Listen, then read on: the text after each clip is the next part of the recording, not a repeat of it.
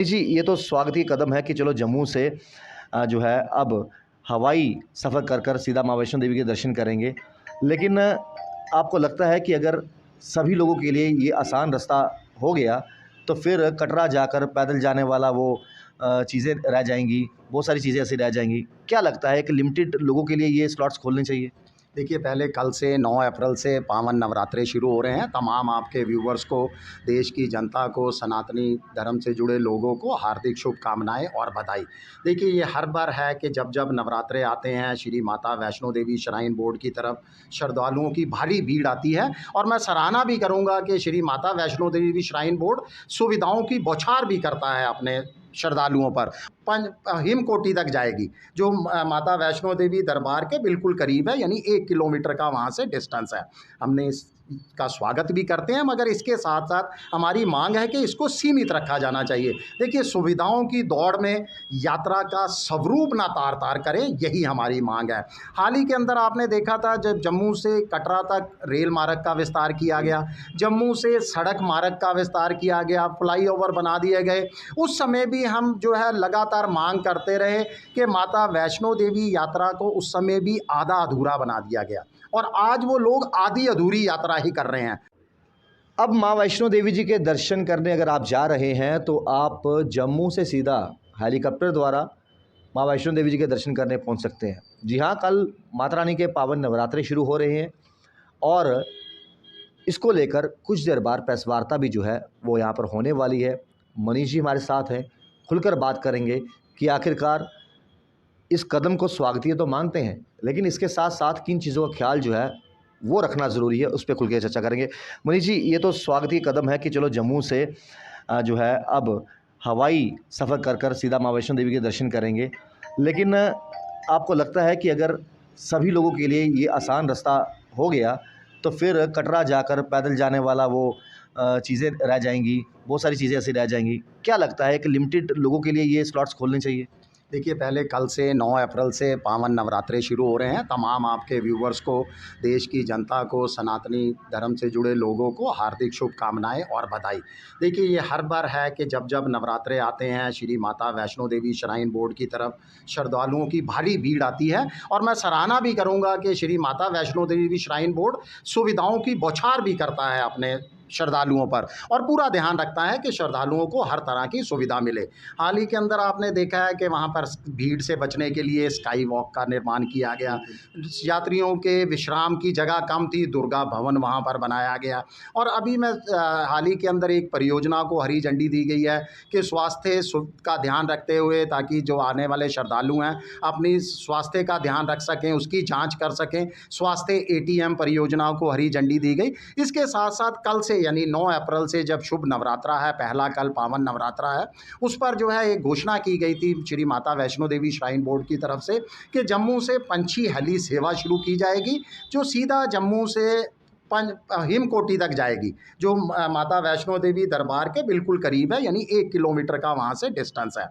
हमने इसका स्वागत भी करते हैं, मगर इसके साथ साथ हमारी मांग है कि इसको सीमित रखा जाना चाहिए। देखिए, सुविधाओं की दौड़ में यात्रा का स्वरूप ना तार तार करें, यही हमारी मांग है।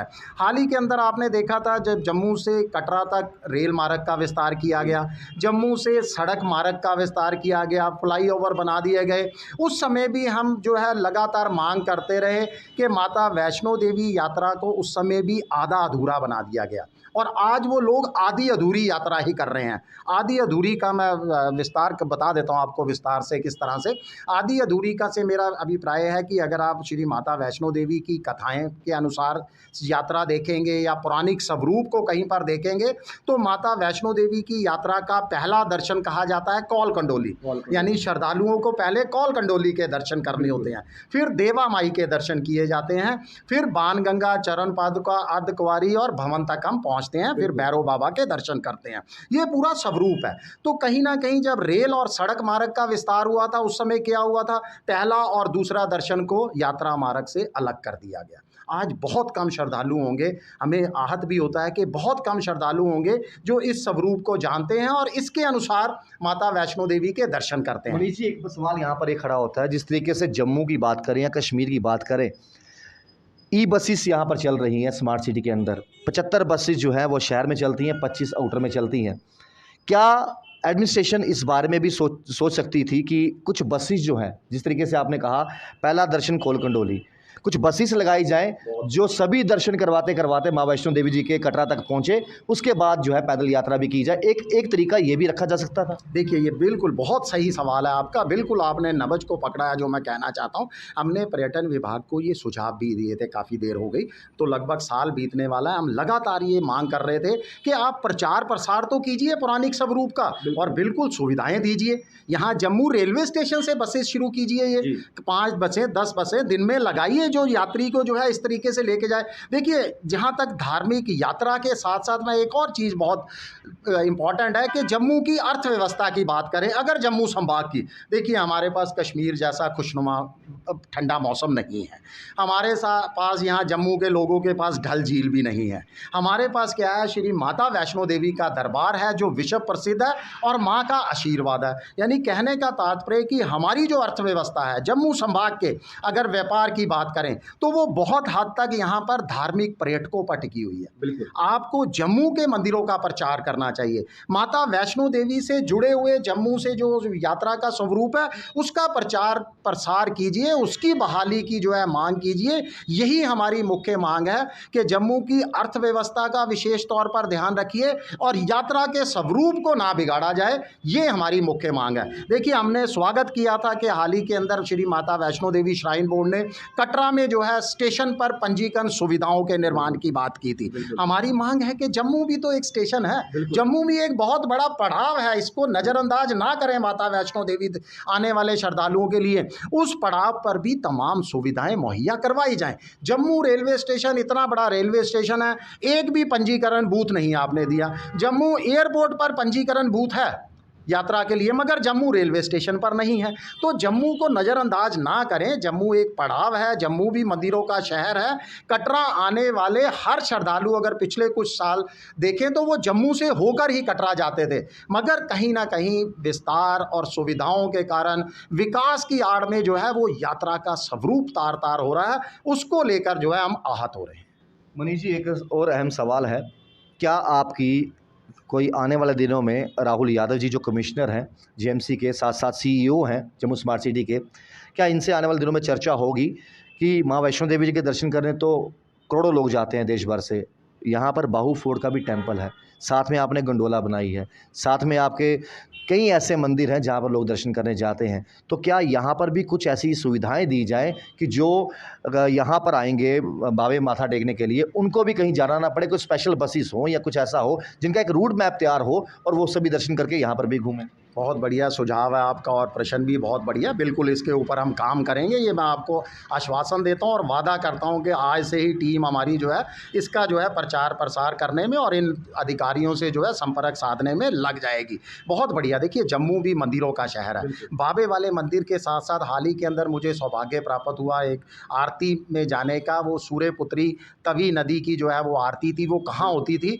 तवी नदी के किनारे जो है हर की पौड़ी जो मंदिर बना हुआ है, उसको लेकर भी हमें बहुत सारे सुझाव आए उन पर्यटकों के जो यहाँ पर आ रहे थे दूसरे राज्यों से। उसके बाद हमने उसको हर की पौड़ी की जगह छोटा हरिद्वार लिखना जो है वो शुरू किया, ताकि बाहर से आने वाले लोगों को जो है, यात्रियों को, धार्मिक पर्यटकों को समझ लगे कि छोटा हरिद्वार जम्मू में भी है, मगर वहाँ पर भी जो है सुविधाओं का अभाव था। लगातार हमने वहाँ पर आवाज़ उठाई थी। वहाँ जाने वाली सड़क जो है वो सड़क मार्ग बहुत छोटा सा है, बहुत दुर्दशा है उस सड़क की। सुरक्षा के बिल्कुल वीरान इलाके में जाकर ये मंदिर है, मुझे लगता है कि देर रात वहाँ टैक्सी वाले जाने से भी जो है वो कतराते होंगे। मंदिर की सुरक्षा को लेकर भी मात्र 1-2 पुलिसकर्मी ही जो है वहाँ पर तैनात थे। हमने अधिकारियों से संपर्क किया, आवाज़ बुलंद की कि उस मंदिर पर भी जो है सुविधाओं का ध्यान रखा जाए और ख़ास करके बिल्कुल ये रूट तैयार किया जाना चाहिए। और मैं तो लगातार एक और मांग करूँगा कि जैसे इन्होंने अयोध्या के अंदर जो है श्री राम सर्किट बनाया है, कि वहाँ आप अयोध्या के मंदिर में जाते हो, आपको पूरा राम से जुड़े हुए तमाम मंदिरों के जो है वो दर्शन कराए जाते हैं।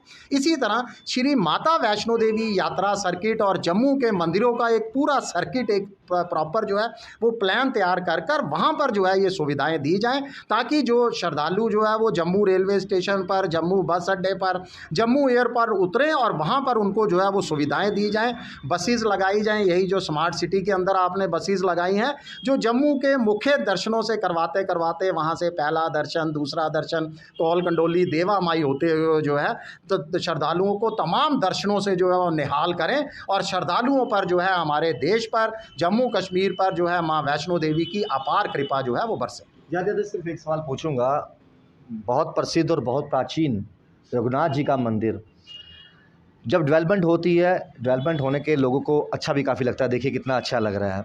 आप ही के यहाँ पर दफ्तर के 10 कदम दूर बड़ा अच्छा द्वार बन रहा है, हालांकि डिले ज़रूर हुआ है, काम जो है जो कुछ महीनों में ख़त्म होना चाहिए था, शायद अब साल होने को आ जाएगा। लेकिन जब रात के समय इसमें लाइटें जगती हैं तो क्या मंत्रमुग्ध हो जाता है इंसान, एक भक्तिमय माहौल हो जाता है। आपको लगता है कि इसी तरीके से कोशिशें और भी होनी चाहिए, क्योंकि मंदिरों का शहर जम्मू कहा जाता है। देखिए, बिल्कुल मंदिरों का शहर है, इसकी गरिमा जो है वो बनाए रखना चाहिए। आपने द्वार की बात की, बिल्कुल सही कह रहे हैं, पिछले नवरात्रों से भी पहले शुरू हुआ था। पिछले नवरात्रे भी इस द्वार के जो है यहाँ से नो एंट्री से ही निकल गए, लोगों को बहुत ज़्यादा परेशानी हुई। यहाँ आने वाले, मंदिर पहुँचने वाले श्रद्धालुओं को जो है वो पूरा घूम कर आना पड़ता था। एक और की तरफ आपको मैं बिल्कुल इशारा करूँगा कि उसी मंदिर के इसी द्वार के अंदर जाके, यानी रघुनाथ मंदिर के पीछे वाले गेट से मात्र मुझे लगता है कि 100 गज की दूरी पर हमारी धार्मिक भावनाओं को जो आहत कर रही है वो एक शराब की दुकान भी है। मेरी प्रशासन से, आपके माध्यम से, आप बहुत अच्छे मुद्दे लगातार उठाते रहते हैं, एक जाने माने पत्रकार हैं, और आपकी आवाज़ आपके जो है वो बिल्कुल प्रशासन के कानों तक पहुंचती होगी। मंदिरों के करीब, शिक्षा संस्थानों के करीब भी जो है शराब बिक्री को पूरी तरह से प्रतिबंध किया जाए, ये भी हमारी मांग है। और इस मांग को लेकर हम एक्साइज कमिश्नर को हाल ही के अंदर इन दुकानों की नई अलॉटमेंट होने से पहले, यानी इस फाइनेंशियल ईयर से पहले, हमने ज्ञापन भी उनको सौंप कर आए थे, और हमें पूरा आश्वासन दिया गया था कि उन्होंने 10-15 दुकानों को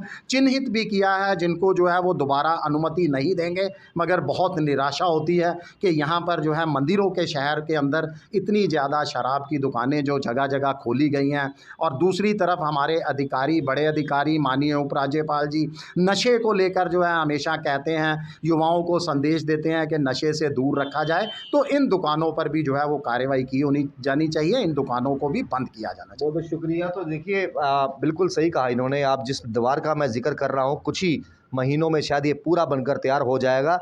और इमेजिन कीजिए कोई भक्ति में माहौल में जो है रघुनाथ मंदिर जाना चाहता है, हरी मार्केट के द्वार से अंदर होते हुए, और बिल्कुल सामने वाइन शॉप है। ये तो एक वाइन शॉप है जिसका जिक्र किया मनीष जी ने, इस तरह के कई ऐसी वाइन शॉपें हैं जो स्कूलों के पास और जो मंदिरों के पास है।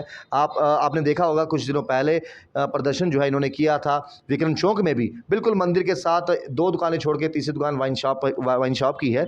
हालांकि ऐसा नहीं होना चाहिए। एक अलग सी भक्ति भावना दिल में होती है जब भगवान के दर्शन करने के लिए कोई जाता है, और वहाँ पर अगर इस तरीके से दुकानें मिलें, चाहे वो नॉनवेज की दुकानें हो, चाहे वो शराबी दुकानें हो, तो वैसा बिल्कुल भी नहीं होना चाहिए। लेकिन एक अच्छी खबर ये है कि अब कल से जम्मू से भी आप हवाई सफ़र तय करते हुए माँ वैष्णो देवी जी के दर्शन करने जा सकते हैं। और जिस तरीके से कई सुझावों को लेकर बातचीत हुई, हम उम्मीद करते हैं कि एडमिनिस्ट्रेशन जो है इस पर संज्ञान लेगी और जल्द से जल्द जो है आम जनता को सुविधाएं जो है वो प्राप्त कराएगी। देखिए चैनल वन, राहुल खत्री, नमस्कार।